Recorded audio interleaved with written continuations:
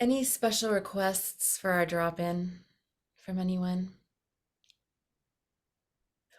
What do you mean by drop-in? I just mean like us kind of bringing our energy together, bringing our energy back into our own bodies, centering and doing a little meditation. So I did your meditation again, and I do this often. And I was drawn to go beyond the crystal caves to the very center of the earth, which was very hard and very black. It was like impenetrable. And that's the first feeling that I got. And then I fell backwards into it. And they showed me on screens all of the good things that I had done in life, and that is how the earth loves us. By showing us the things that we've done in life, the good things. Yes, and that's how the earth loves us for all of the good things that we've done. They Oh, don't take into consideration all of the bad. It's just the good. that's amazing. Oh, So I don't know if we could use that, go to the core actually. well, so it's interesting you say that it's black. My understanding is that the core is magnetic. It's like a Okay, so it wasn't exactly black, but it was more like a black hard stone. yeah, Like that would make sense, right? almost, yeah, yeah. Like a big magnet. Or Yeah, yeah. amazing. Does anybody know more about the center of the earth? Because I don't know a ton about it. I just have heard that it's magnetic. I have memories of being down in there as a little kid on a swing, but it was more over the intense fires. And I do think there's like a granite rock down there as well. But I just remember it being absolutely massive, like like the cosmos is. It's just so grandiosely open and large. Yeah. I hadn't realized it until you did the meditations. I'd never thought about the fact that they had taken me down to the very core of Earth. I just had never gotten that. I was like, wow, that's pretty freaking trippy. So you've Um, been, my request though is that I really like Jennifer's magenta core that goes down through her. There's something because I came across two other avenues of that out there. So I just think it would be fun if you're called to play with that instead of the crystalline that we're so used to, more of the magenta crystalline. It is crystalline, right, Jennifer? Yeah, it's a band. So for me, when it comes in, I know I'm out of place if one is here and one is here and one is here. And all of a sudden they click into one. That's how I Mm-hmm. know that I'm connected. Okay. Yeah. So that's what's calling to me today. I love that. Annie, do you think that that has anything to do with the ruby fuchsia theme Could from Sunday? Are those a similar ray, I wonder? I don't know. I hadn't thought about it till you just asked now, so I I don't hadn't know. thought about it until you mentioned the magenta. Well, actually, I did think about it on Sunday. I was like, I wonder if that has anything to do with Jennifer's magenta. I think that's so I found it like two other different people talked about that, and I'm like, okay, that's coming forward now. That is like a shift that's going on with our divine alignment that's going down through us. That it's actually changing and leveling in a different way too. So Well, yeah. and magenta is not a real color, right? It's in between violet and red. Mhm. So it's the color that our brain sees put together of those two colors and Oh, kind of okay. makes it 360. So Ah, it makes sense that it would be coming forward. yeah. Okay. Okay. Yeah, we'll play with that. And you're all welcome to play with things as they occur to you, even if I'm not guiding that particular thing. Okay. So just beginning to check in with your sit bones. With I'm going to mute everybody just for ease. And allowing your eyelids to get heavy and the gaze to soften or the eyes to close. And taking a moment to tune in to the sounds all around you. A little sound meditation moment.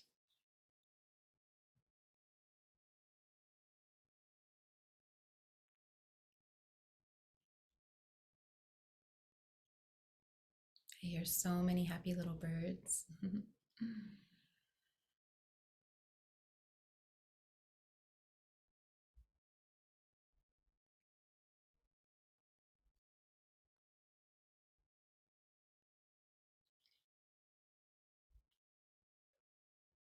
As you tune into the sounds, allowing the breath to deepen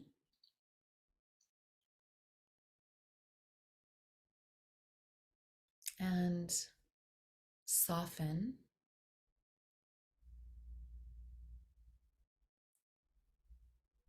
and really, it's like a Tai Chi master. You are dancing with the sounds and the energies that you're surrounded by. So, feeling how these sounds arrive not just at your eardrums, but in your auric field.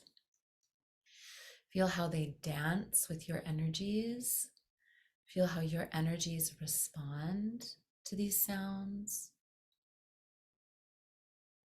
And then feel how your energies are also dancing with and affecting these sounds.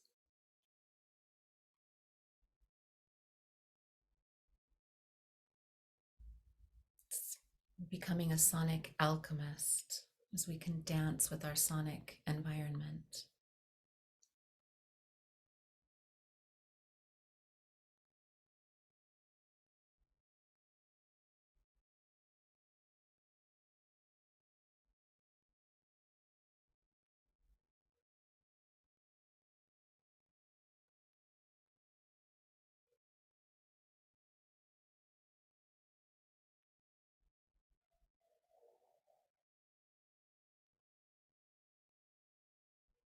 And then checking in with the sounds within your own body. Perhaps the sound of mouth movements, the sound of the breath, the sound of the heart beating and the blood flowing.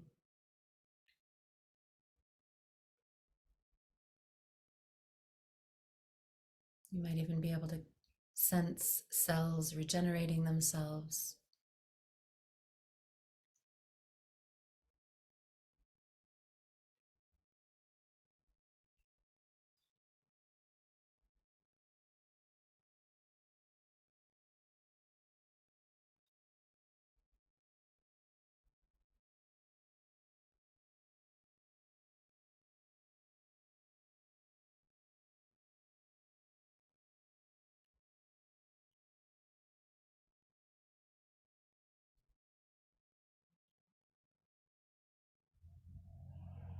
And then just taking 3 of the deepest breaths that you've taken yet today.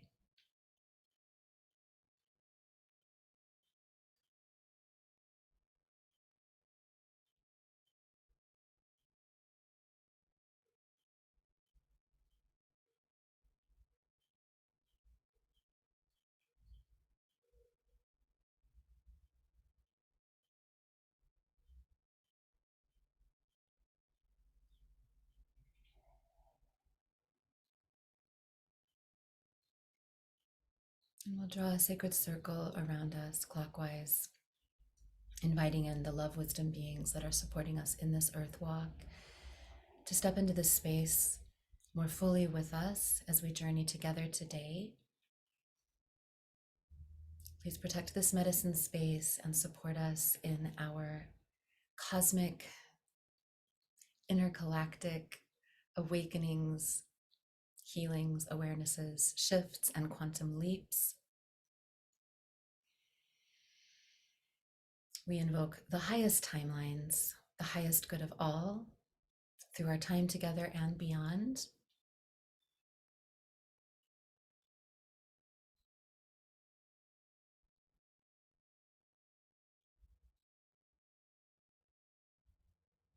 And we thank you. We love you.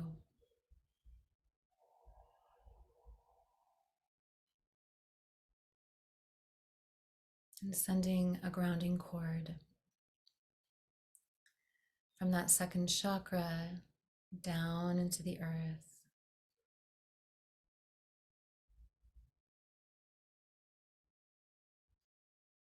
Feeling yourself arrive in the soil, tapping into the tree network of roots and the mycelial network, feeling them light up where you arrive. If you wish to play with the colors of your grounding cord, if you wish to invite in that magenta or any other colors that might occur to you, have fun with that. Trust it. And allow yourself to just spread out through this network, seeing it light up as you travel through this vast interconnected web within the soil of our home, Gaia.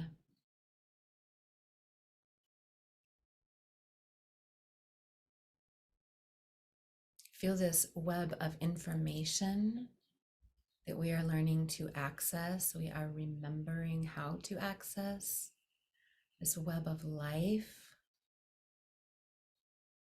Yggdrasil, the tree of life, the tree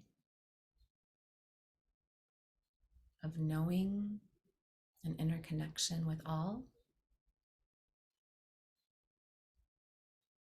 And then continuing down through the soil with your roots, through the water, through the stone, bowing in reverence and respect as we arrive within each of these blessed areas of our home planet.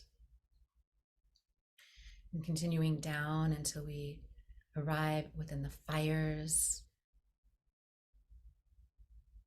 Let yourself release what is ready to be released.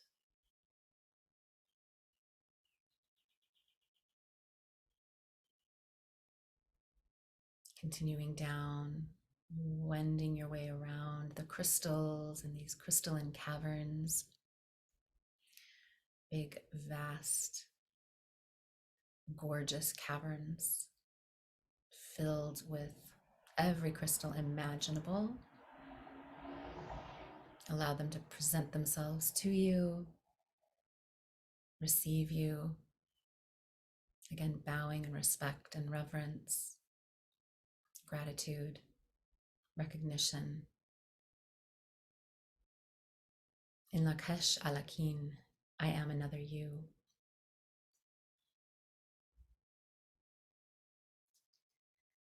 And then continuing down until we reach that very center of earth. Just allow yourself to be received. Does it feel like a homecoming? Is there a celebration?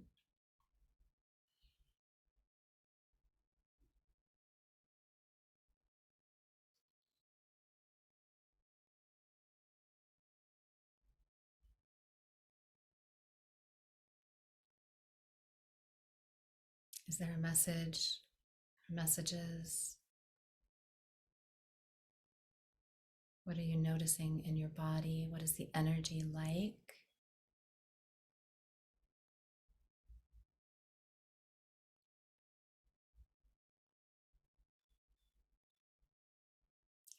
Visiting the elemental kingdom.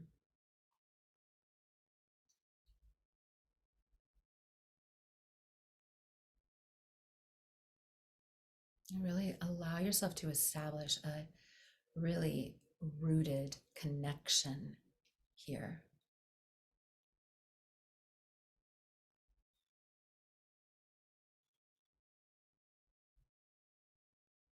You may wish to really just wrap giant, old, gnarly roots all around through this crystalline, magnetic granite core.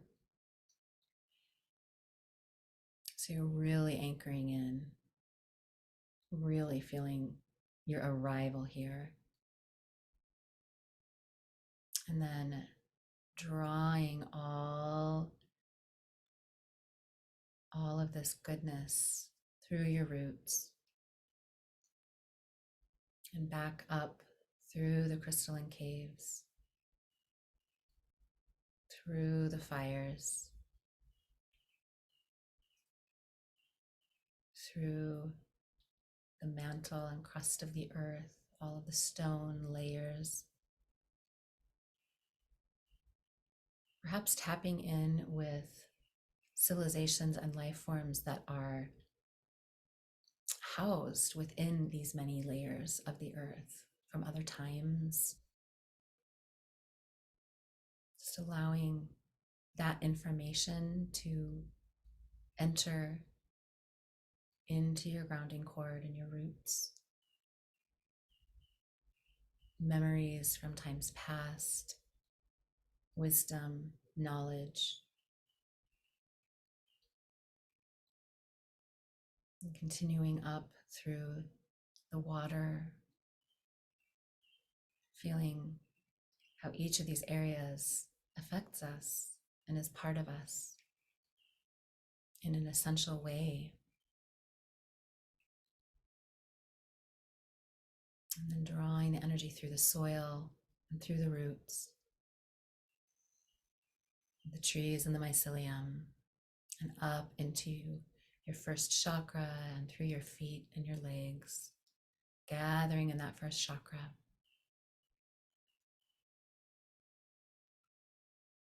Allowing this all to commingle in your root and really help ground the sense of safety, of belonging. This is my home. This is our home. We belong here. We have come here many times with many purposes, but above all, to awaken to this inner connection. And then reaching out into the cosmos, lighting up that 13th chakra. Perhaps it's easier to feel into at this point as we've practiced a little bit at this stage. And playing perhaps with this magenta ray. Maybe even feeling, where is this magenta ray emanating from? Is there some place within the cosmos that you feel a connection to, that this ray is arriving from? And allow it to light up that 13th chakra. And then bringing it down into the 12th,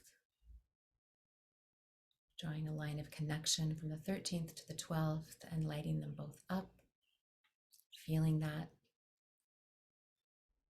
Drawing down into the 11th and the 10th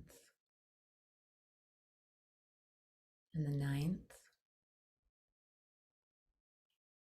And then all the way down until just a few feet above your head, the 8th chakra. Activating and drinking in this magenta. And perhaps we can feel the geometries that are formed between all of us within this Singing for Your Wild Soul group. Really tapping into this interconnected web, these geometries that we are weaving and that we have woven.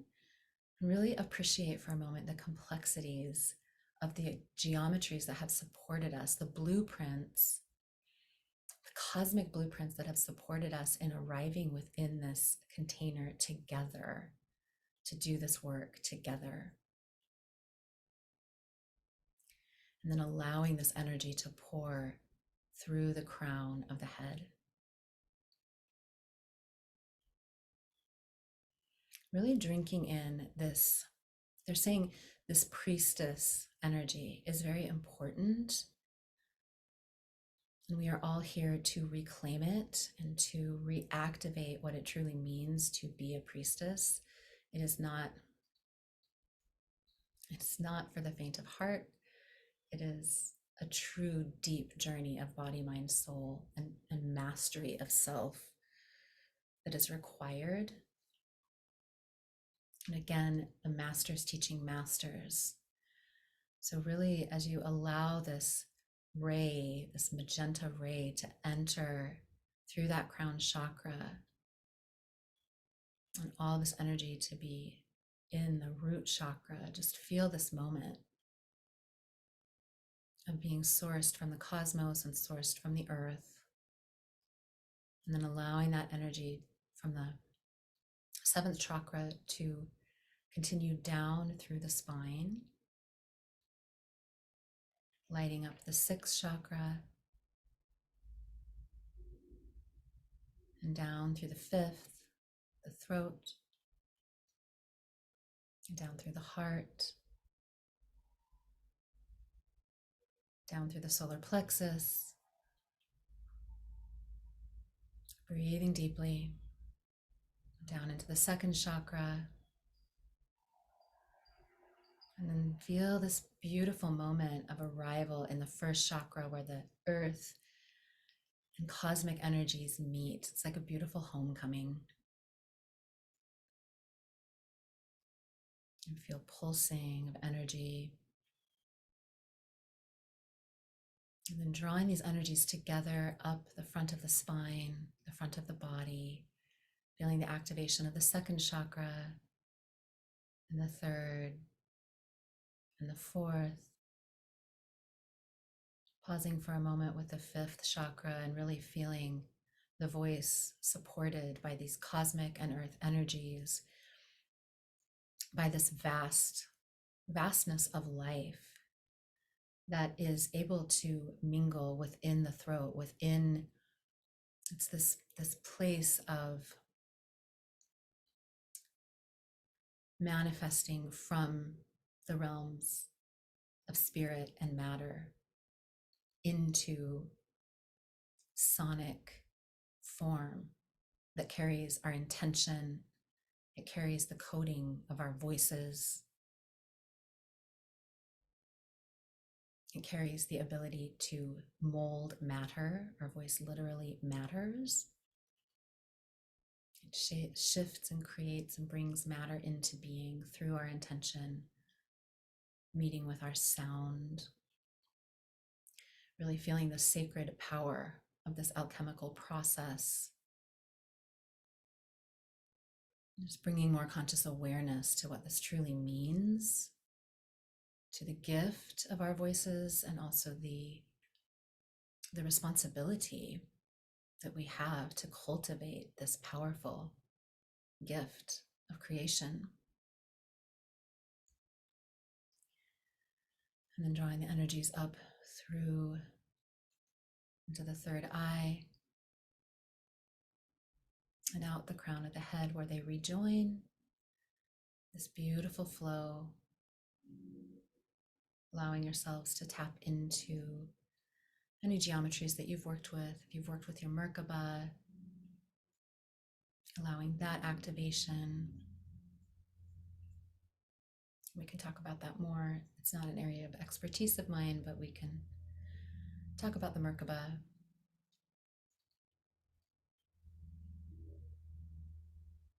And taking a few last deep breaths.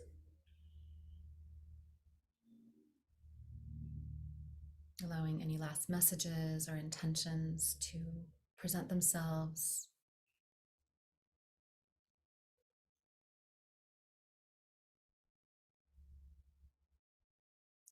Remembering that we are joining in support of the highest good and the specific awakening at this time on Earth. And as you're ready, you can begin to open your eyes very gently. Bring yourselves back into the room.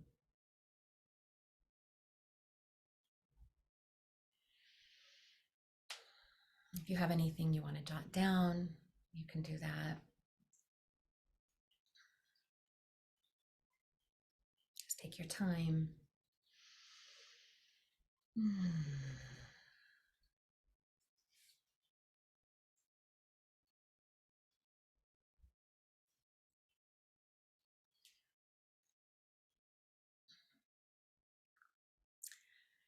Yeah, and we'll do a check-in because I'm fascinated to hear always what presents itself.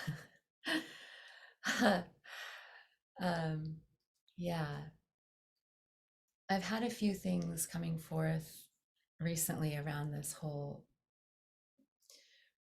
priestess, divine feminine energy. It feels to me like there really is a shift happening with it. Like for a while, it was really strong with like feminine, feminine, feminine, feminine. And it feels like collectively right now there's a shift more towards integration of the um, feminine and the masculine, like the divine feminine and masculine aspects within ourselves. I still feel a really strong call personally towards those feminine energies because I think they've been, you know, so out of balance for so long. But there's, how do I want to say this?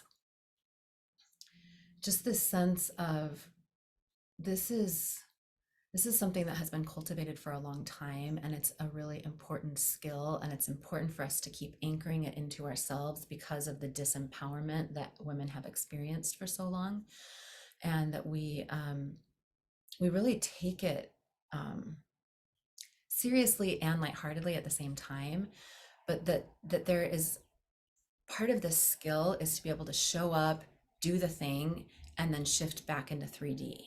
Like call on it, overcome our triggers. Like there might be triggers happening in the moment, and we have to just like rise above, breathe through it, show up, do the thing, like hold the ceremony, hold the space, help the people through it, and then like back to life. Does anybody experience that? It's like show up, get the thing done, and then oh, we're 3Ding again, right? And I feel like the lines are blurring more and more, but there that it's a skill. It's a skill of interdimensional travel that we are cultivating together in this group for sure. And probably in your own lives have already been, not probably, I know you have. I know you've already been working on this. Where it shows up for me is, and I didn't realize this was a skill. It's funny, it's why I'm speaking to this. So one of the things I remember when I was holding like uh, parties and studio recitals when I was in LA. And I would perform at them too. And I was like talking and laughing with the crowd and making sure everybody was having a good time and, you know, making sure the food was out and just doing all these things. And then I would like sit down and sing this like totally mystical song. And people would comment and they were like, it was like, you're laughing and joking. And then you're like in the cosmos. And then you're just back like that. Like you just, how did you do that? And I had not even thought, like, I just do it. It's just a thing that you do. So that was one of the first moments. And I didn't even know about any of this stuff at that point as much as what we're talking about now. But be thinking about places in your life where you might have a skill where you can transition back and forth with ease and really start honoring and noticing that and calling on it. Okay, so I would love to hear shares. And you know what, it feels easier for me to just call on people, so I'll do that. Annie.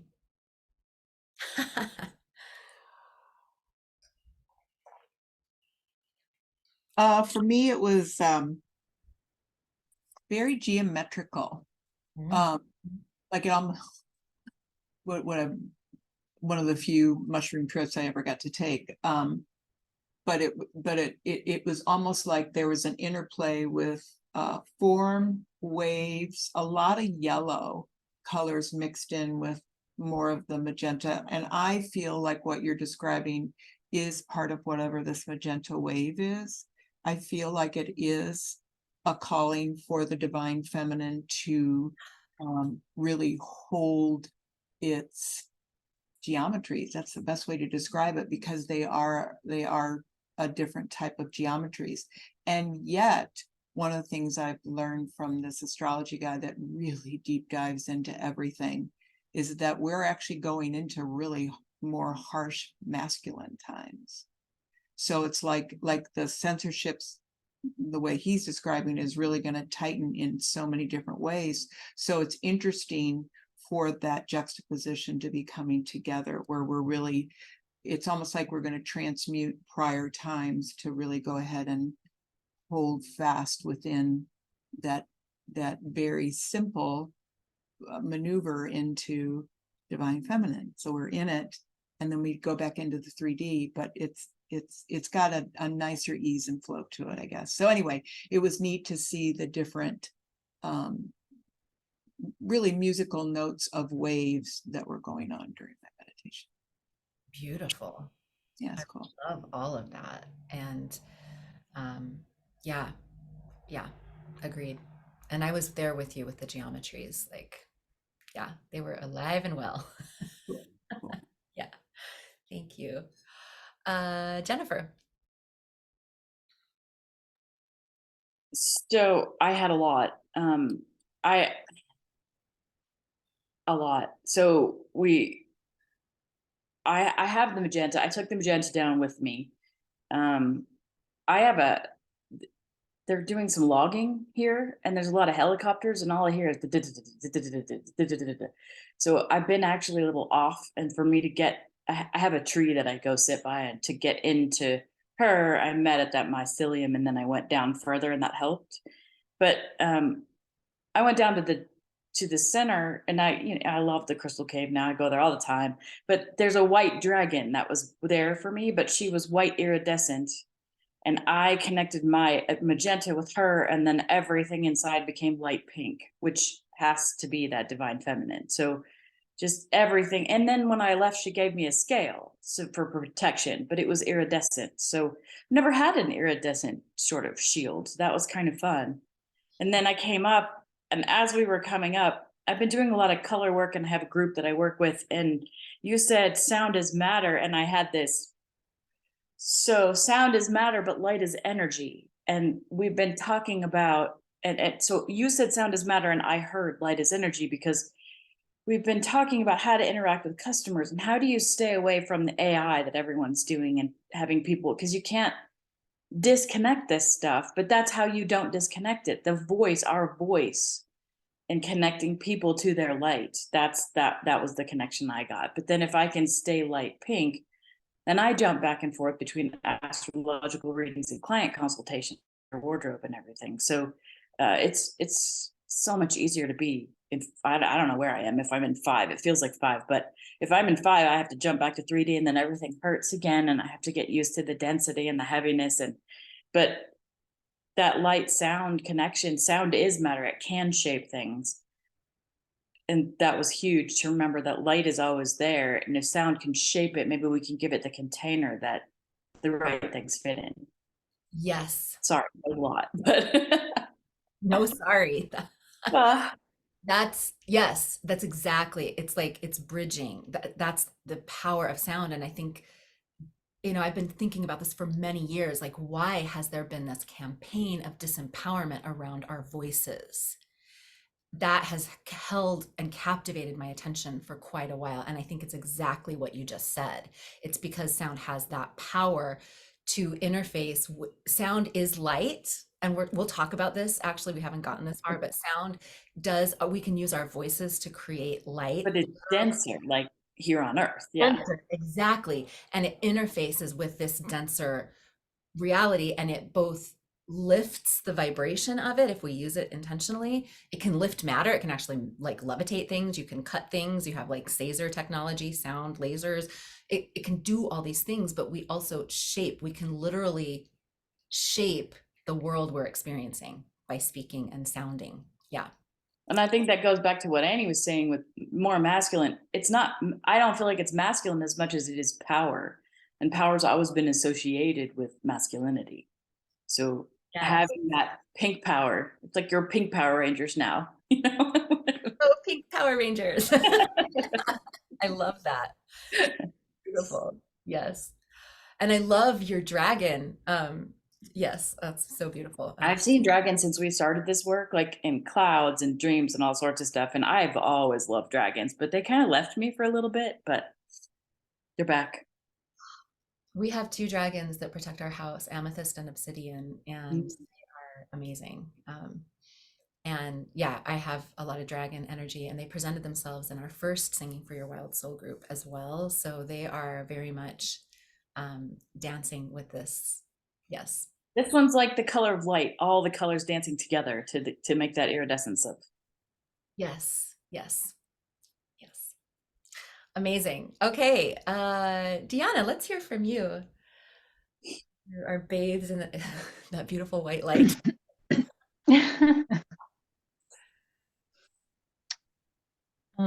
I saw a lot of images during the meditation. Felt like it was from past lives. And when I connected to the core, I felt that it's only energy. I didn't feel the granite, what you were talking about, but just pure energy and consciousness, because Earth is a conscious entity that's creating life. And I don't know, I keep hear you talking about divine this, divine that, but what about human? What's wrong with being human? What's wrong with the human feminine and the human masculine? Because we are here to experience that. We didn't come, in my opinion, we are here to experience being a human, doing it as beautifully as we can, but there is no right and wrong, it's just experience.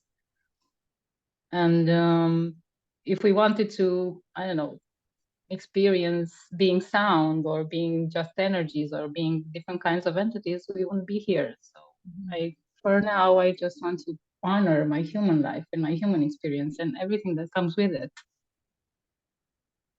So this is my input for the moment. I love that. That's amazing. And it's funny because as I was speaking, I wanted to say integrated, like versus disintegrated. We have disintegrated feminine and masculine energies, right? And I think maybe that might be a more accessible word for you is integrated, right? We're working with the healthy aspects of these energies in our bodies as humans. And I love that you're bringing that up, Deanna. Yeah. Yeah, but for me, everything is so abstract because there is no right and wrong, because you think it's the right kind of way or better. I don't know. But for the creator, it's just existence. There is no suffering, isn't bad. It's just energy, just experience by itself. So I have, this is where my my wires, I don't know, they kind of glitch. Yeah. I love that. And it's funny because we are playing in duality with the knowledge that we really are one and there really isn't, you're right, like even the bad guys aren't bad guys. They're just a different aspect of us. Like we're playing Yes. this cosmic game, right? And it's contrast really is all it comes to. And so having that distinction and that awareness while also playing within the human experience, right? Yeah, it's all a game in the end. It's just a big game Yeah. that will end at some point, and then we'll it again, I guess. Yeah. I don't know. It's like the Pleiadians say, they're like, they call it the white t-shirts and the dark t-shirts, right? And they're like, by the way, you're both. You're the white t-shirts and you're the Exactly. t-shirts, right? Yeah. Yeah. So thank you for bringing that bigger awareness and remembrance in. It's beautiful. Yeah. Thank you. Robin.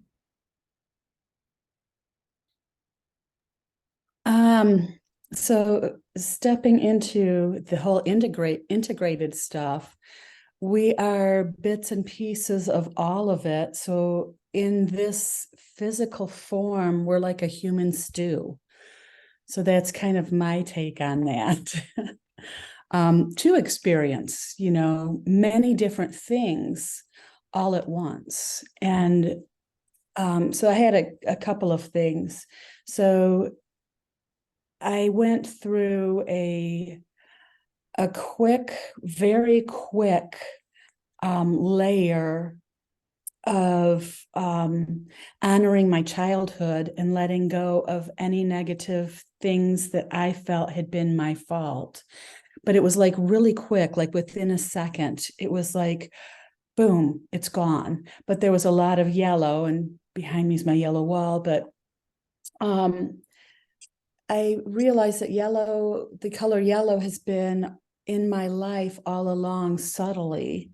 And there's personal strength and confidence that comes through your yellow chakra. And that part of my personal being has always been questioned. Why do you feel like that? Well, you're wrong. Always these negative attacks were right there. But in reality, nothing got in. My own strength was always still there.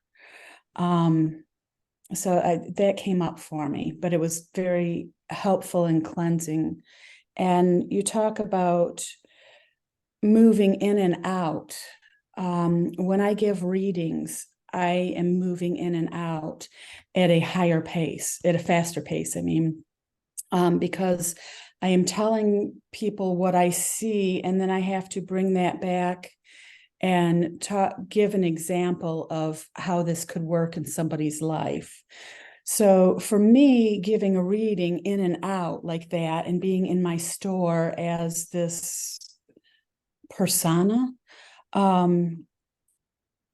is very easy for me. It's something I've done all of my life. But when I go and I do all of this, and then I come home and I have to wrangle it back into being mom, wife, pet caretaker, kind of role, it feels heavier. And I've noticed that there's shifts since I started this in doing that. And it felt a lot heavier bringing it back in towards doing that. So I think everything for me today has just been very multi-layered.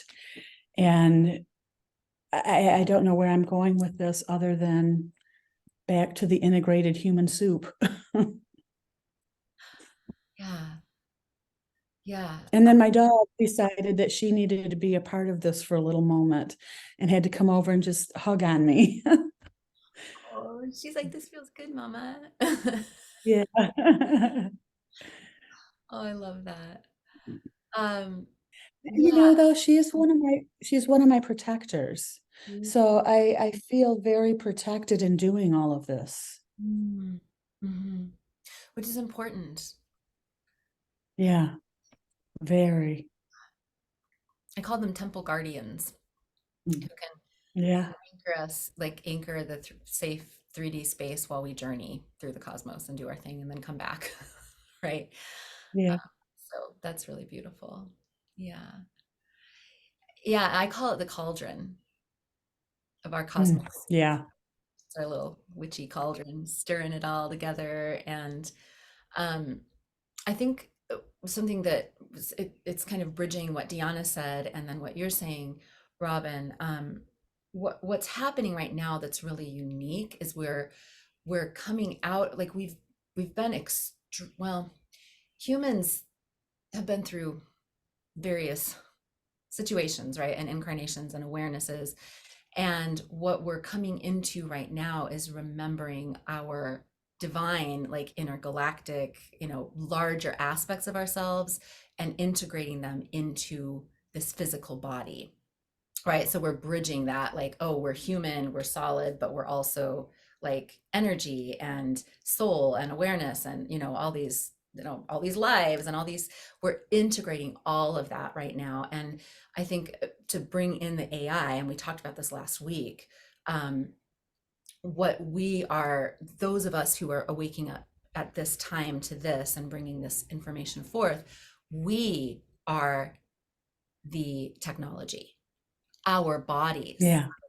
our consciousness is a technology, and we're learning how to activate that within an organic body versus this AI, right? And so that's part of the work. Yeah. And yellow was one of the first words I learned how to spell, and I will never forget it. I remember sitting in kindergarten learning how to spell the word yellow and being like, oh, why? me. So I feel like yellow has been with me too. Yeah, I love that. Thanks, Robin. Allison, let's hear from you, darling. Um, so I'm trying to decide what to share because I feel like there's been a lot happening in my personal world and the way that all of this kind of connects. And um,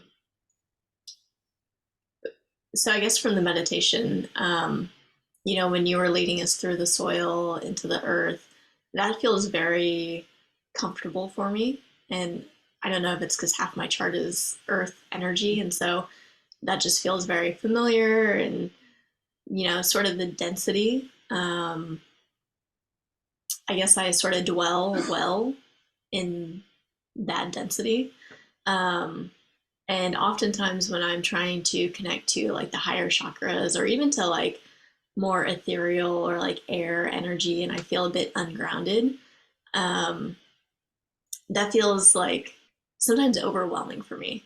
And so when we were like in the earth, to me, that felt like home. And I think you were mentioning some things about how the earth is our home.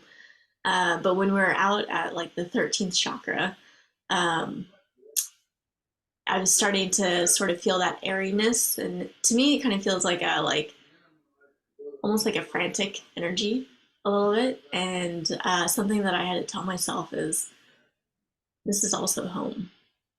And that is what helped me feel a bit more safe out in those distances. Because it's true, the earth is both our home and this oneness, the source is also our home. And so then the journey became a bit more fun of like connecting the two and like really experiencing the duality of both. Um,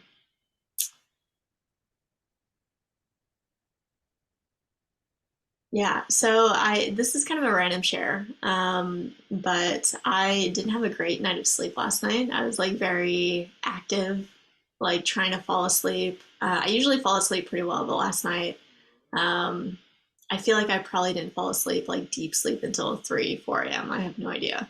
Um, but then I think I also was visited early in the morning. And it was two beings that had sort of like, I saw them walking onto my bed and they stopped like right in front of my face. So like around my chest area. And um, I won't get into the details, but they're actually trying to violate me in some ways. And I sort of like screamed out and they disappeared. And after that sort of passed, this circle is actually the first thing that came to mind. I don't know why. Yeah, I don't think I get visited often, but I felt drawn to share that with this circle because I feel like this is one of the like safe spaces where you guys might actually understand something like that. And I haven't really like made sense of it or anything. I don't know. So I'll just sort of leave it at that. And yeah. I'm so grateful you shared that.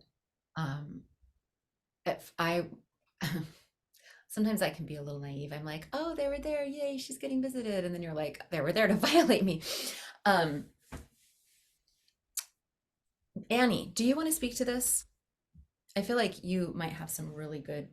Well, I mean, it just is my whole world, but I guess the one thing that it's like Deanna was saying, we are bringing the formless into form, and so why is it that we are dabbling in that storyline that we create to be whatever it is that we're encountering? And oftentimes, I even wonder if it's aspects of our own self most of the time, that have come in a different way. And so anyway, so my world is being child trafficked off planet. So I've been to everywhere. I really was leased out to all different arenas, a lot of mining on different places where they destroyed them and had to go in and bring out the children. So I really understand all of this journey. And it gets you to where you are right here and now. And I'm really grateful that you were able to share it, Alison. And it'll be, interesting to see what all comes up for you with it. that it's coming to you right now when you had trouble going to sleep and all that. So I don't know if that helps. Mhm. Thank you, Annie. Yeah. And oh, Jennifer, did you want to say something? Well, in astrology, we are stardust and clay. So we're here having that human connecting between the two. And I think that is what is human, is being aware of both places. And I also like giving Alison the Wonder Woman image, like the women Amazon island of women that can protect each other. So I'm happy to be in that circle and hold that light for you. So it's there if you want it. Thank you. Yeah. Robin, yeah. So I had things like this happen to me throughout my childhood. And most of the time, it was okay. I mean, it was a little bit spooky, but it was okay, an okay experience that did bring up things. But sometimes it was a scary thing for me when they wanted to keep track of me. Was it okay? You know, there was like this good experience of seeing beings come to me, and was it okay for them to keep track of me and to just come check in on me every so often? And throughout my childhood, like early childhood, like 6, 7, 8, it felt okay. It felt kind of normal for me to have a way to say what was going on in my real life to somebody. They weren't from Earth. But then as I got older, it got very scary for me. And I blocked out a lot of stuff because I didn't want them to be doing this anymore. It was like setting a probe inside of my brain to do this, and I didn't want that probe in my brain anymore, which led me to a lot of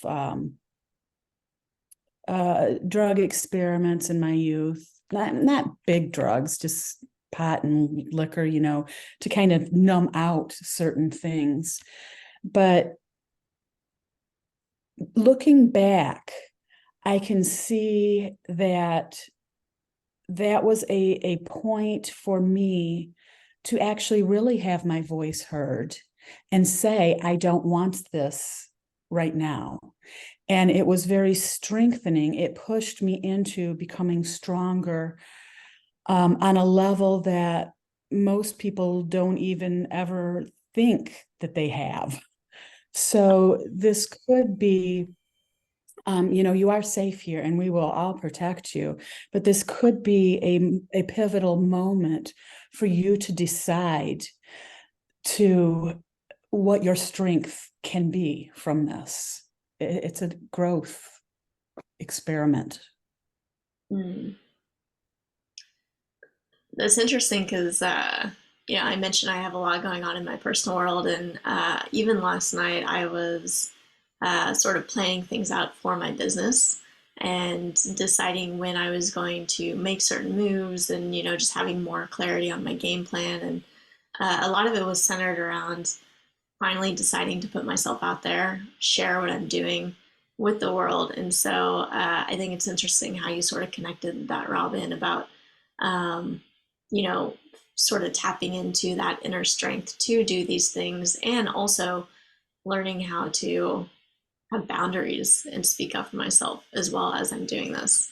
Um, yeah, I just think that connection is really interesting. Thank you. You're welcome.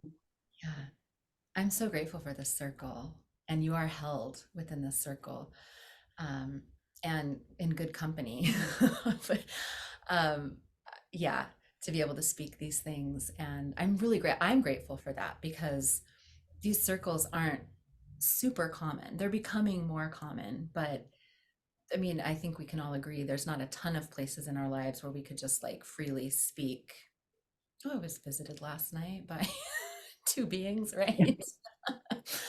And I also have tangoed with dark beings, let's say, if we want to, the dark t-shirts, let's call them. to lighten the conversation a little bit. And there's so many things that you've all said that I'm like, yes, yes, yes, yes, yes. I totally agree. Thank you for saying everything that everyone said. Um, when I was little, I had dreams that I was, well, I had dreams that my family were aliens, and I would walk in and they were in their actual form. And it was scary. It was really scary because I was different. And I also had dreams that I was in cars that were like other intelligence, and they were like forcing me to do things. Like I would be locked in this car and I was driving around, taking me wherever it wanted me to go. And it was scary. Um, and then in my 20s, I had some pretty intense experiences with dark energies. And it is an invitation for us to speak our truth and take our power back. And that's what I ended up having to do within some pretty scary circumstances. It was scary. But I did find my voice. And I think it's interesting that when you cried out, they left, right? That's something to note. And then calling in the circle. So you can always do that. I have learned before I go to bed, dream time is a time where we travel, right? And we are like conscious on many different levels, and maybe astral traveling, lucid dreaming. And so I have had profound assistance by just calling in. Like I can call in Archangel Gabriel, I'll call in my guardian team, whoever that is for you. And I will draw a sacred circle around myself and ask for their protection while I travel in my sleep. And so that is something that you can do, and you can just speak to just say, nobody has permission. You don't have permission to give me implants or do anything with my body, or, I do not give you permission. And you can say that when you see them, you don't have permission. And you can also ask, who are you? You have, and they have to respond truthfully. So you'll find a lot of this is exactly, it's about finding our power and taking our power back. Mm. Can I just note something on that too? Yeah. So when you ask who are they might not always, you might not hear what they're saying back, but pay really close attention to the feeling of when you say, who are you? Because that will give you more of an answer than what you can hear. Because I know that there were times where I asked, who are you, throughout my childhood? I mean, repeatedly. And I couldn't get an answer. And it really drove me bonkers until I realized, listen to the feelings that come up within me also, because that will help give you your answer. Mm-hmm. Well, and if you're earthy, you probably are kinesthetic. The feeling and touching is going to teach you more than hearing, possibly. Yeah, absolutely. Yeah, I think that's a great point. It's interesting too, that this is sort of centering around taking my voice back, because I mean, this is like the theme of the circle, and I have had other dreams before where I'm sort of being chased, or just like something is happening, and I try to scream out, but my voice is like stuck. And so even noticing the difference between being able to actually scream out, like I actually heard myself, and I was like, oh no, did my family hear me, and did I wake them up? And so even just noticing that shift of, it's no longer so stuck in here, and now there's like a clear channel out, I think is, yeah. Amazing. Yeah. Yeah. Wow. I think on that, like, sums it all up right there. Yeah. It's working through you. Yeah. Wow. Well, thank you. I didn't really know where that was, gonna go just based on sharing, but yeah, I'm just really happy that we have the circle where this is a very normal topic. Me too, for sure. There were a couple things I wanted to say, but they left me, so maybe they're not important. Yeah, finding our voices on all the levels. And I know something. Yeah. When this little thing was going on with the I felt the probe kind of thing, My father built a house in a cornfield. And in the 60s, the early 60s, it was noted that aliens had been over these cornfields in Dexter. There's a whole alien history there. So that's where it started for me, the whole alien part of it. Robin, which Dexter are you referring to? Oh, Dexter, Michigan. Oh, okay. There's a Dexter, Missouri, and I was like, wait, are you from Missouri also? Yeah. Okay. No, but part of my family is. But Oh, no, okay. Dexter, Michigan. Yeah. Okay. Interesting. Yeah. Wow. So many places we could go with these conversations. Um, let's take a little break and come back in like 3 minutes and continue. So we can have a bio break.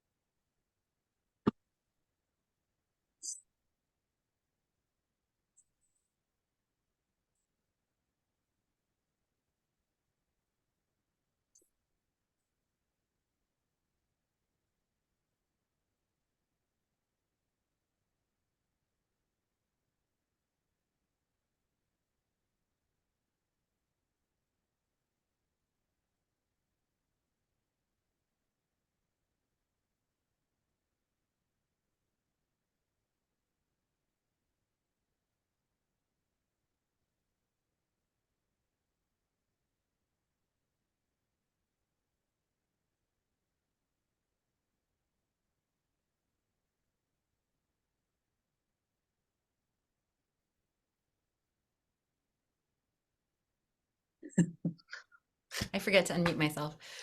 Our kitties were so weirded out last night by our friends visiting and all their stuff, and we were moving things around and making a bed, and they just like couldn't even contain themselves. And we have 3 springs that our kitten like knocked under our bedroom door last night because she was like, she couldn't sleep and she was just trying to get our attention so badly. And we don't let her sleep with us because they just like run over top of us. They're just, kittens are so wild. So she has to sleep outside, but it's funny, all those springs under the door. Mommy, I don't know what's happening. She just kept like, she had the zoomies. She just kept running for hours through the house as we were all talking. She was just like, she's so cute to watch that like overflow of energy. She just couldn't even handle it. Anyway, okay. So my thought, we had talked last time about doing some work with our voices, like with the quality of them. And so I want to do a couple little vocal exercises here. But I want to preface this by saying to always remember that as we work with the voice,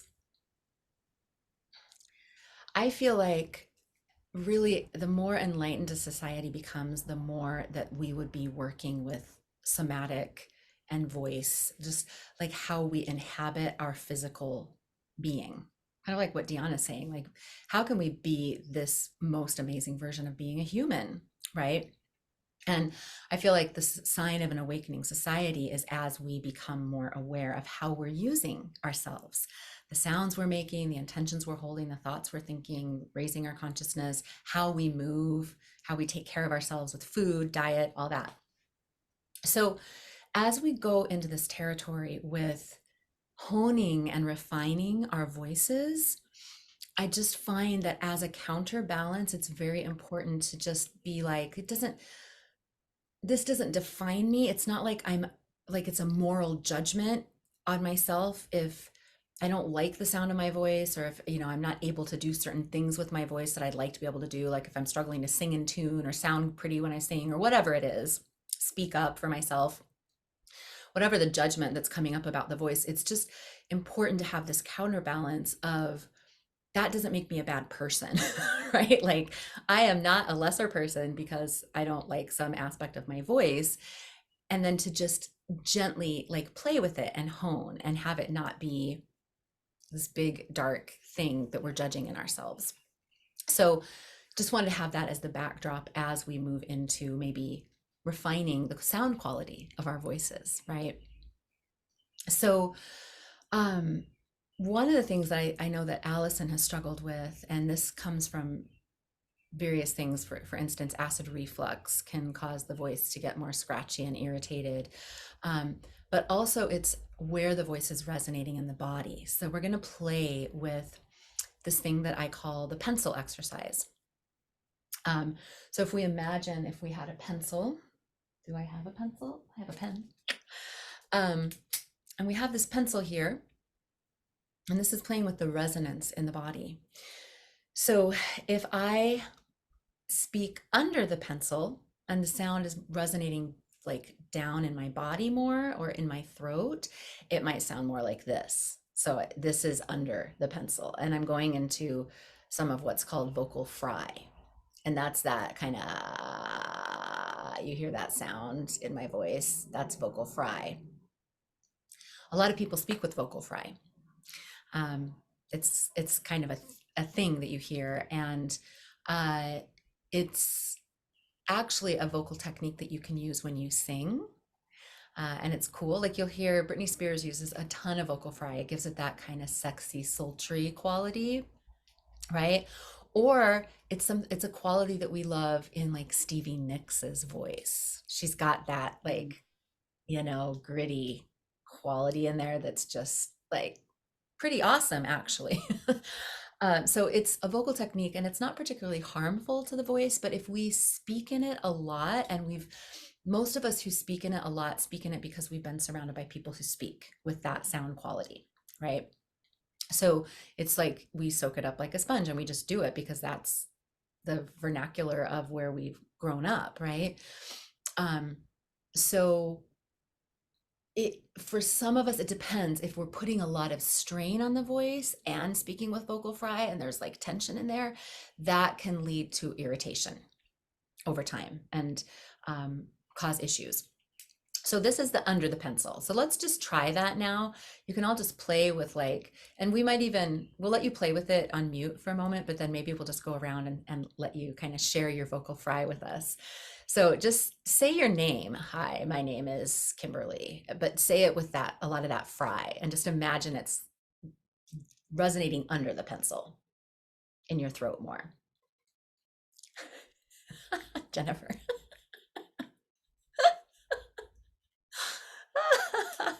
You're going first. I really want to hear. I want to hear your vocal fry. Oh, you should have heard that. I kind of Hi. did. My name is Jennifer. How you doing? Wow. Yeah. I want to know her. I mean, I can go here if you want me to. Yes. Well, it's a place to play, right? There's no judgment. It's a color. It's a quality of voice that we can use. You heard I just slipped into it super easily. I can go to vocal fry. I could talk in vocal fry, or I can talk in this deeper voice, right? Deep throating it. So playing, and we have, in fact, all of us, let's play with that. So, hi, my name is Kimberly. Everybody say your name in this more like, and this might be harder to access, right? This took me time to access it. Jennifer had no issues. She's like, I'm there. I am the Taurus Earth Mother. Yeah, so play with that and then play, because there's a difference between this really thing and then the vocal fry, right? The vocal fry is a little bit more closed down and you'll feel a difference in your voice when you say that. So practice going back and forth. I'll do it with you. So I'll say my name. We'll do the woofy way first. Hi, my name is Annie and Jennifer and Deanna and Robin and Allison and Kimberly. And then, which is actually kind of true, we are one. All right. And then vocal fry. Hi, my name is. Hi. And let it kind of hear that, do that.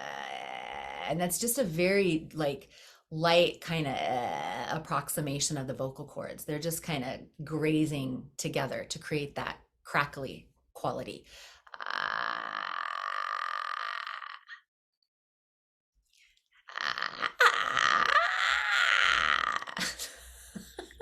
This is getting us ready for Halloween and embracing our witchy selves. Okay, so let's keep going. Let's hear Deanna. Do you want to play with your sound?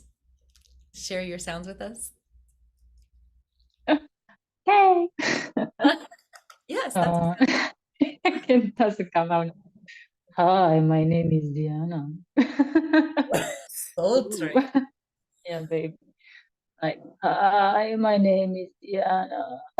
Yes, good. That's it. That like crack I'm a little alien. Yes. Yes. I'm a Romanian goddess and I am a little alien. Oh, yeah. Perfect. So those are things you can play with. You can have alter egos. You could Oh, yeah. way because you're going to feel different energies when you use your voice in those different, Definitely. right? And it takes practice to get more well versed in doing it and kind of do it on call, right? And I'm not saying any of you have to do that. I'm just saying it's something fun that you can play with if you feel called. Definitely. That's really good. Yeah. Thank you. Allison, let's hear your play. Well, I think the vocal fry is just my norm, so that one's very easy for me. But if I go deeper, hi, my name is Alison. Awesome. Bypass, did you feel what happened? Can you get a kinesthetic sense of what you did if you were to put words? Well, it feels smoother when I go deeper. Yes. Yeah. Because bypassed, you went underneath that place where, so the vocal fry, it kind of sits right in the vocal cords themselves. That's where, do you feel that? If you go, Oh, yeah. it's like right here. And then that is like you drop lower and there's more of an opening of the throat kind of thing, right? A gentle, yeah. And Yeah. it's smoother. Mhm. Yes, great. We're going to Yeah. play in a moment with over the pencil, which is going to be smoother also because we're going to be bypassing it by going over that Mhm. place. Okay. Good job. You did them both. Woo. Robin. Um, Hi, my name is Robin. Hi, got to get to the fry part. My name is Robin. Yeah, I Yes. could feel it more back in behind too. So Yes. it's not forward, it's back and at that level. Yes. Exactly. Yeah. And again, it's a way of using your voice. One of many, right? One of many colors. Yeah. And you can walk around, doing vocal fry. I had to do a lot of that to find certain colors in my voice for singing certain styles. I had to use the vocal fry. Good. Everybody's doing great with this. Annie, let's hear your voices. Hi, my name is Annie, and I really like getting to speak from here right now to all of you. Thank you.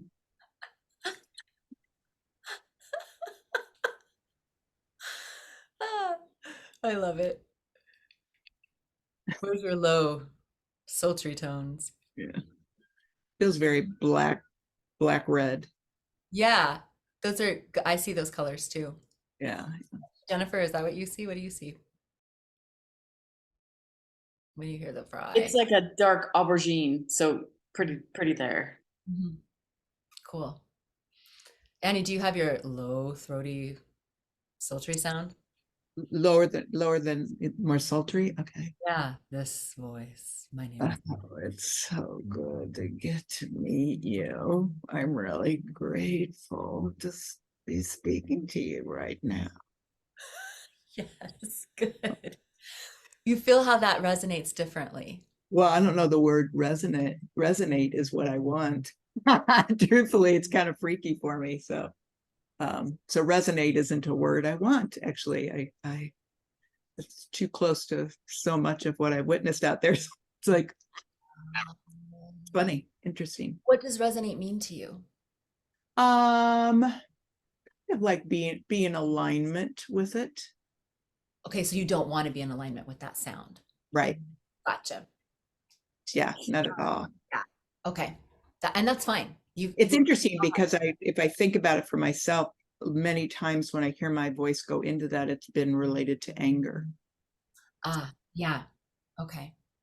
So one of the things we can do is notice, like if certain sounds, because there's going to be sounds that I'm going to ask you all to make that may trigger certain things, right?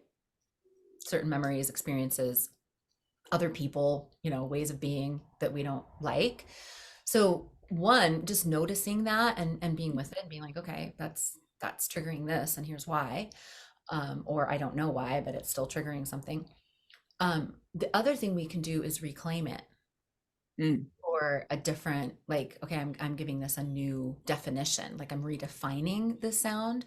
So maybe for you, Annie, finding an alter ego, or who can just really enjoy, like, I'm going to be resonant and this is going to be an earth mama voice, right? Like, oh, come here, baby, whatever. Maybe that will help. I don't know, but it's something to play with. Okay. Yeah. And what about the key?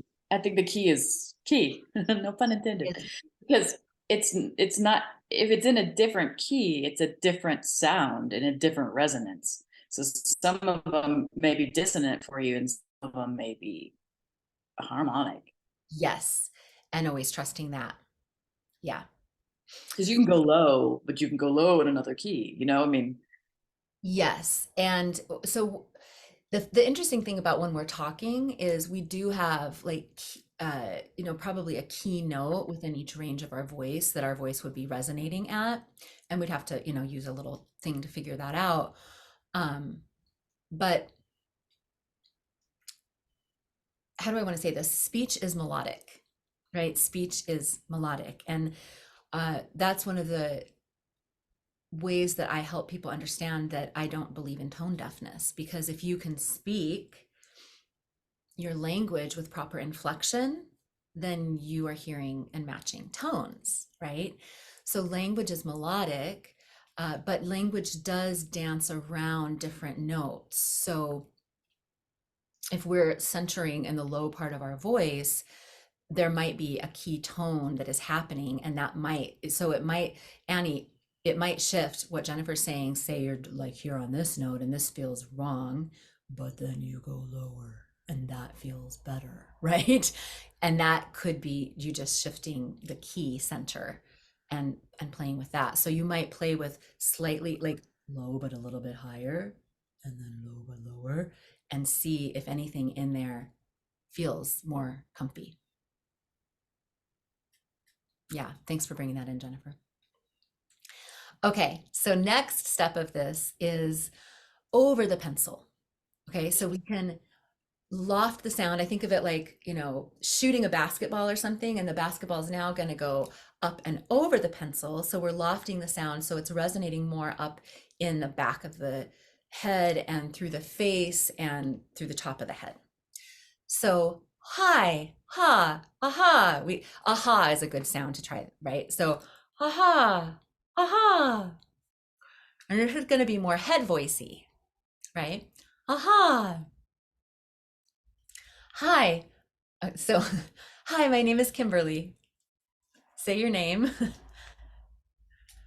And that should smooth things out again, because now we're bypassing this place right here, right? The funny thing is the vocal cords are still coming together. They're still making the sound, but we're just working with the choreography of our bodies slightly differently so that it resonates higher. Yeah. So just practice that a few more times. Aha, my name is Kimberly. It's a lovely day. The birds are singing. You might feel a little bit more like Cinderella. La la la la. Ha, ha, ha, ha. Right? La la la la la. Yeah. So that's over the pencil. Notice, does that feel energetically different, physically different, somatically? Like what's the energy there? And let's go around and share again. So let's start with Deanna. She's like ready, I can tell. No, I'm sorry. I just so feel like Mary Poppins today. Yes, I like this. I like this. I like the energy of it. It's like so light and like yes, just floating through life, like push. so sweet. You're like a little fairy. Oh, la la la. Yeah, yeah, Yeah. yeah. Like nothing can go wrong. Everything is wonderful. Yes, yes. Yeah, very good. Very good Power of the energy. voice, right? Shifting the way we're speaking. Yeah. Same voice, same All body, the- same person, different energy, right? yeah. And it's just going to respond That's- differently to people we talk to, your own body, your own. yeah. And we're playing with it right now. We're kind of doing character voices, but these voices can get integrated into our Mhm. actual speaking voice, right? So it's fun to kind of go in these extremes. But when I speak, I'm speaking over the pencil. Like that is my integrated sound at this point, right? I don't speak under the pencil. Yeah, right. It's integrated, but it doesn't sound like la, la, la, la, right? It doesn't sound like a character voice. I hope. Yeah, but good job. Good job. That was beautiful. Thank you. So Annie, let's hear how you're doing with your, what shall we call this? Your fairy voice. Hi, my name is Annie, and it's so exciting to get to be here. Ah, I'm so happy to be here with you. Okay. Yes. It's so interesting. I have never realized that I have huge triggers with voice ever. So this is like really tapping into some explorations that I had no idea were there, which is great. Great. Amazing. Yeah. Does this feel Yeah. also triggery to do this? Well, I have some aspect of me that hates anything that looks like, smells like, feels like smoothing. Is that funny? And I'm sure we all do it. redo it. Like in listening to when you were offering your work you were doing a couple Sundays ago, it felt like you had that voice and it was very inviting. So, you know, it's interesting though, that this is insightful for me, because I really had no idea at all about the different clearings that are on the docket for me with my voice. Wow. Amazing. Yeah, amazing, but really scary. Yeah. Yeah. Truthfully, if I'm honest, very scary, because even the lower pencil ones were used for really bad stuff. So it's like, you know, I love the idea of reclamation and reframing, but it's also fascinating to have to look at this component of me, you know, in another way. So anyway, but Yeah. I'll get there. Yeah. And I don't think I would have, I'm not surprised. This kind of work brings stuff up for us. But I'm surprised by the specifics of what it's bringing up for you. Yeah, exactly. Yeah. So be gentle. Mhm. Be gentle. Drink a lot of water, like flush, and just love what comes up. I mean, I know all that. I definitely know all that. So it's right on, you know, the timing's right. Good. And it's like Alison is working with this. We're all going to be working with this. I'm working with this. I continue to work with reclaiming and defining different aspects of my voice. But yeah, it's a different kind of reclamation than what Alison's working with right now, right? But kind of the same at the same time. Yeah. Right. So, Robin, let's hear yours. Over the pencil. So I usually talk over the pencil. And when I go a little bit higher, this is like my cheerleader voice. This is the one where I roll down my windows and say, "Hi, cows, I love you." Or "Hi, horses." I mean, I'm always doing that. And my husband teases me in a good way about it. But I didn't realize how high pitched I get when I do that. Yeah. It's I think it's how I speak with the earth too. I think we have that in common, Robin. Like, and Marvin kind of teases me about it too. It's like, oh, Cinderella over here. Yeah. But isn't that fun? And to notice where your voice is naturally gravitating towards, right? Yeah, it's good So information. I have been recently reviewing what I thought was a friend, more of an acquaintance. And I went to her house one time and I was telling her about my Roomba. And I was very intense about this doggone Roomba. And I'm growling when I'm telling her this, because the Roomba I have to watch because it got into my house plants and came back with some in its mouth, you know. So I was telling her this, and she said to me, "See, that right there is why I love you." And it took me back to, wait a minute, you love me when I'm complaining, when I'm growling about something, when I'm upset about something. So it made me stop in my tracks with her. And this is somebody I only see, you know, once or twice a year. And then I saw her again. She came into my store, and for some reason, I just knew she wanted to hear me complain. So I complained to her first when she walked through the door, and she was really excited about it and happy about it. And I have since deleted her off of my Facebook, and I'm not going to associate with her anymore because it brings up a lot of just really bad things. I don't like that. And she was very unappreciative of all the good things that I was saying, because she'd never been in my store before. So I was showing her around. But that voice, that is something that I don't want to be loved for. Unless, I mean, yeah, and isn't it interesting that your voice was the part of the catalyst of that awareness? Yeah. You know, Yeah. interchange. It's so strange to me that the voice has such different layers, and it's in everything. Yes. Yes. And part of what we're going to be doing is integrating and bringing awareness, because this can bring up like, oh, I don't want to be associated with this person anymore. Like we don't know where these awarenesses will lead us. But they having awareness of the voice and how it's resonating in the body as we're talking is so powerful. And ultimately, what we're working with is more integration. Again, it comes back to that word of having more colors in our palette that we can work with. And then there's certain colors that we choose to be more Yeah.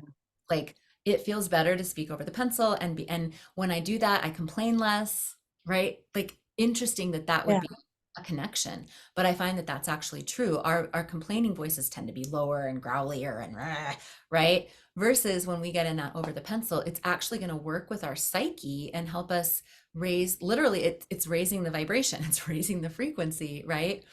But part of it that can be a trigger for people to use their over the pencil voice is that it feels inauthentic or fake or schmoozy, like what Annie's talking about. So finding that middle ground and really finding the place where the voice is authentic to us, that's what we play with. Yeah. Jennifer, let's hear yours. Oh, that's so cute. But That I also find that it can get really shrill. And if I'm getting up, no, that's not the way it is. You know, when I get way up there, it's just wrong. But it's like, oh, that's so cute. If I'm here, it's bad. If I'm here, it's not. Yeah. Yeah, and it's not that we, so if we think of it as a color spectrum, you'll like this, right? Which it is, we when we access more of our voices, we what we end up with is we don't have to go up there, but if those, see, there's overtones up there. If the overtones are integrated in a healthy, resonant way, they're going to be sparkling in the parts of our voice that we do use. So it's like we're bringing in more colors.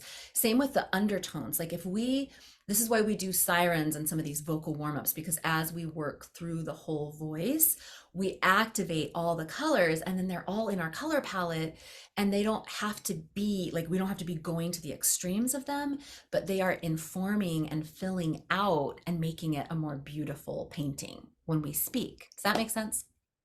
Yeah, and when it comes out of my eyes, it's good. When it comes out of my head, it's not. Yeah. Yeah. So working with that, directing that and having that become more second nature.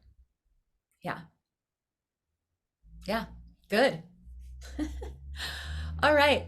So the last piece of what we'll do is we're going to do sirens now, and I want you to just, who didn't go?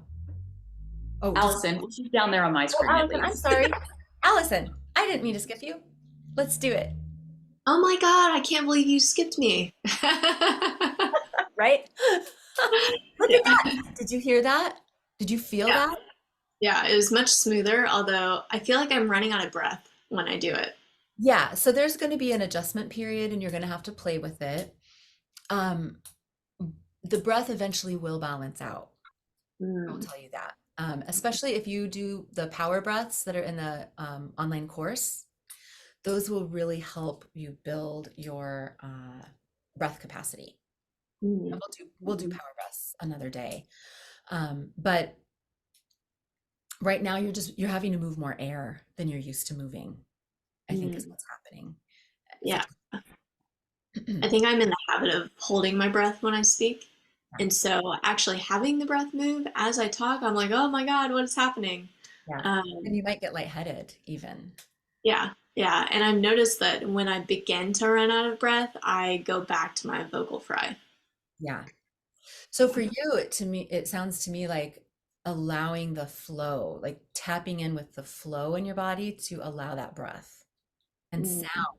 Breath is energy, energy is breath, right? So allow that energy to move and flow in this direction. I think that will really help. Mm. Yeah. And by the way, don't expect to just go run around and start speaking to people like that. I would practice on your own and let it start to feel more integrated, where you're just speaking, and we don't have to be all the way up here to speak over the pencil. This is over the pencil, but it's lower in my voice. It's just and it's going to sound more natural, right? But sometimes we have to go to the other extreme, like we have to go a little bit over the top to start to access. Yeah, makes sense. Yeah. So good job. And as you start to integrate this, Allison, I think a lot of these issues that you have are going to start to evaporate with the tiredness and all of that, with the voice feeling That'd be scratchy. nice. Yeah. Yeah. It's also very timely given my entire game plan that I mapped out last night with my business. Amazing. I Yeah. wish we could just sit here and talk about that. Let's talk about our business game plans, everybody. So we're going to take everything we just did now into sirens, because sirens go that whole gamut, right? And we've done sirens before. So starting in the low part of your voice and then moving through and then up to the high part and then back down to integrate all of these into one happy integrated little voice. So starting in our and then moving through the vocal fry area. You don't have to bring in the vocal fry necessarily, but then going up a little bit higher.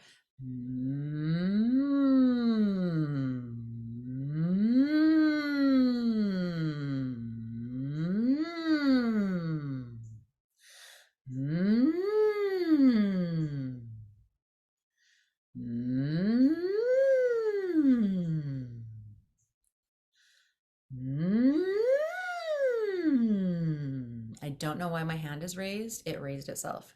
No, it's because you're raising your hand. They're that sensitive all of a sudden now. That did that to me the other day.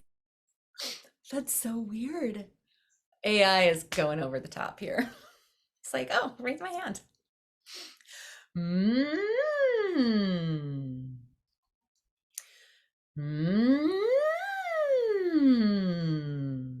Can you feel that continuum that we're moving on?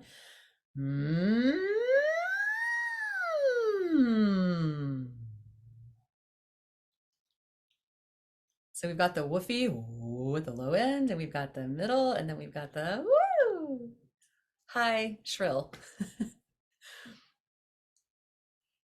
But all in one rainbow arc, right? And in fact, often I use like a double rainbow. So the sound is kind of going out this way, out the back of the head. And then also there's this double rainbow going out the top of the head.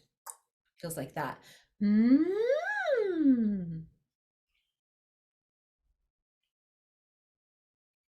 this has a lot to do with singing as well. Turns out they all work hand in hand.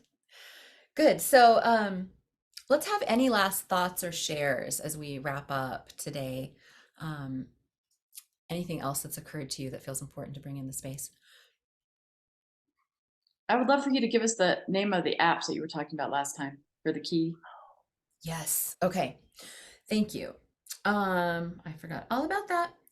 So if you want to find the note names, where's my app? I think it's called Pano Tuner. Hold on, let me find it. The app that I have is called Pano, Pano, I guess, Tuner. And this is a free app.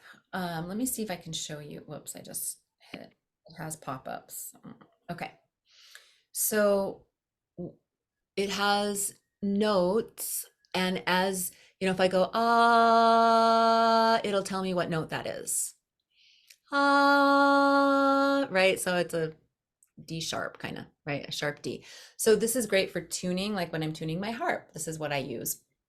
But if Jennifer, for instance, if you want to find a note that somebody's centering on or using, you can use this. Okay. Yeah, I've got a tool that I got from my training with Ani. So it's a microphone and it'll tell you all that stuff, and it's super sensitive, but an app is so much easier than carrying around a microphone. Right. Yes. Although if you really want to fine tune it, you use that, of course. Yeah. So there's this, and then there is Itanpura. which is what we talked about last time. It's TAN as in Nancy, PURA. Actually, I take it back.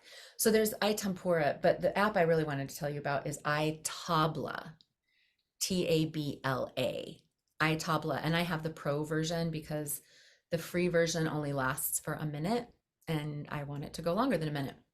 So the reason I recommend the iTabla over the iTempura is that the iTabla has the tempura sound and it has the tabla, so you can play percussion if you want. So to demonstrate, when I'm using this app, I don't know how much you can see, but basically I'm going to hit paw right here and it's going to start the tempura sound. And then this is what we can tone with or sing with. We'll be doing some work with this.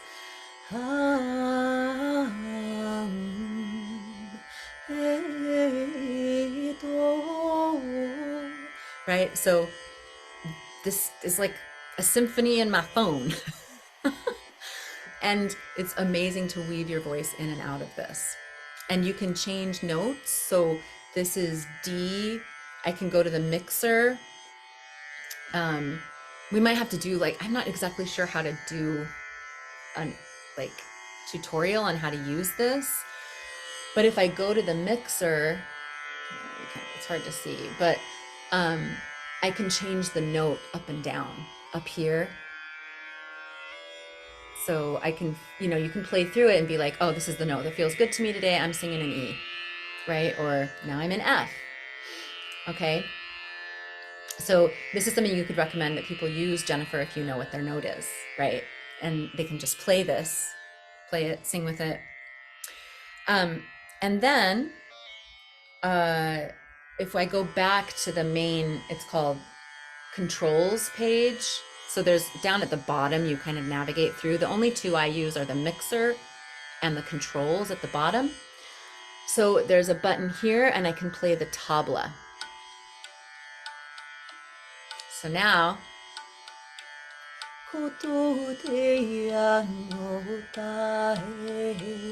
right? Now I got some rhythm that I can play with as well. I can also turn this off and just have the rhythm, right? And there's different rhythms that you can use. You can click up at the top here and it'll give you different rhythms.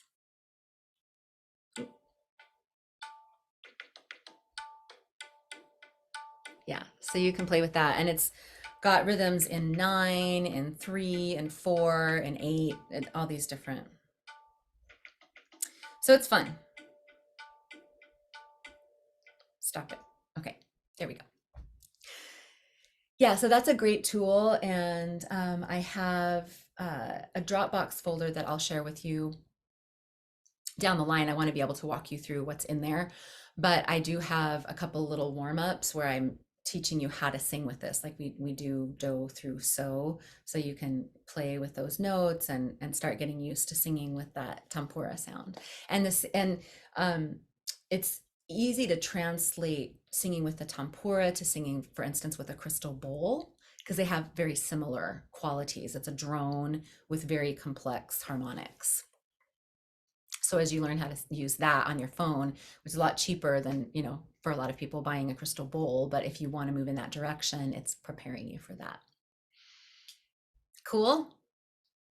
Yeah, good question for summing it all up, Jennifer. Anyone else have anything else that is a burning share before we close our circle today? Yeah, Robin. We had a bird hit our sliding glass doors before I woke up, and I got up, and every time I personally get up, my dogs have to go outside. So I was getting ready to let them out. My husband says, "Don't let them out. There's a bird on our deck." And he told me what happened. And he said, "I really didn't think it would live." So I went out there and I had already toned my voice, and I find that I'm toning my voice in various different places, also in the car, walking around my woods and stuff. But so I picked this bird up and it tweeted at me real lightly. It was a baby robin. Oh, So I picked it up and I held it to my throat while I hummed, and it seemed great. And I kind of did the mental scan through it, the spiritual scan through it. And I didn't see anything broken. So I decided to take it out and put it up in a tree so it could gather its senses and take off. So I was humming the whole time and I was looking, I'm like, where should I put you? And another robin started calling me to lead me to a tree that was closest for me to put it up in. So I put it up in there, and then the other robin just started singing beautifully. So I used my sound for that. that is amazing. Thank you. That is so beautiful. And your robin. And you're Yeah, Robin. yeah, yeah, I'm healing. No, it's so funny because I was out doing light language the other day on a walk, and this robin was just following me. Like and it was singing, and I was singing to the robin, and so yes, it's a thing. The robins, the robins. Thank you for saying that. And we can all do things like that. So when moments present themselves and you have the thought, go with it. See what happens. Trust it. Use your voice and your sound. It's beautiful.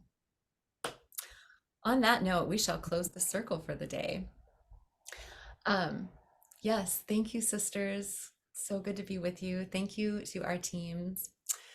Closing the circle counterclockwise and moving back out into our lives. Mwah. I will see you next week. Thank you, everybody. Have a beautiful day. You too. Bye, girl. You too. Back with us. Bye.